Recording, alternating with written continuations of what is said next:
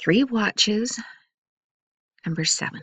The voice of warning shall be unto all people by the mouths of my disciples, the book of commandments which I have given them to publish unto you. Now that we have the testimony of Joseph Smith concerning the second commission that we documented in evidence number 4, as well as section 88, Genesis 50, and 2 Nephi 3, let's look at the open verses of section 1 of the D&C. Quote, "And the voice of warning shall be unto all people by the mouths of my disciples whom I have chosen in these last days, and they shall go forth, and none shall slay them. For I, the Lord, have commanded them. Behold, this is mine authority, and the authority of my servants, and my preface unto the book of my commandments, which I have given them to publish unto you, O inhabitants of the earth." End of quote. Pay careful attention to the above verses, and you'll see something that you may not have noticed before.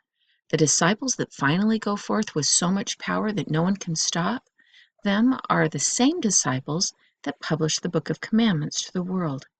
This is another testimony that Joseph Smith and the original members of the Restored Church that helped to publish the very first Book of Commandments in 1833 are the same servants that will return to the Lord's vineyard prior to the second coming to go forth in power and initiate the marvelous work and prepare the saints during the last generation of time in the sixth seal.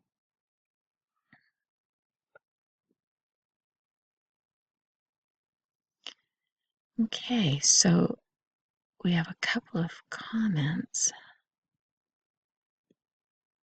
There we go.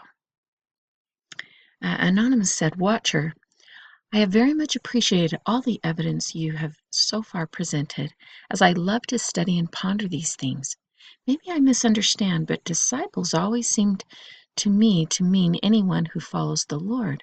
But here, in this context, you seem to be referring specifically to those who first published the Book of Commandments. Is this one of those portions of scriptures that has a deeper and more specific prophetic meaning that remains sealed without an understanding of the previous evidences you've provided?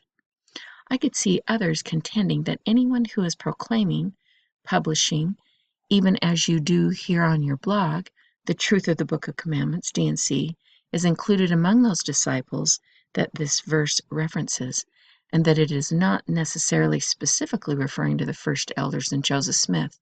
Or do you believe this is another example of a shadow literal meaning?" Watcher said, "While it is true that the term disciple refers to a follower and believer, not necessarily referring to an office or calling, the Lord often referred to his apostles as disciples as well.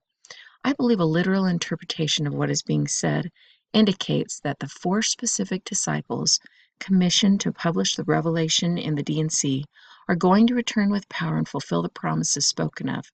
Others will obviously be included. This is further substantiated by the revelations such as section 29, which makes an unconditional promise to specific individuals, and section 101 and 103, which specifies Joseph Smith by name as the servant mentioned in the parable of the redemption of Zion, etc., etc.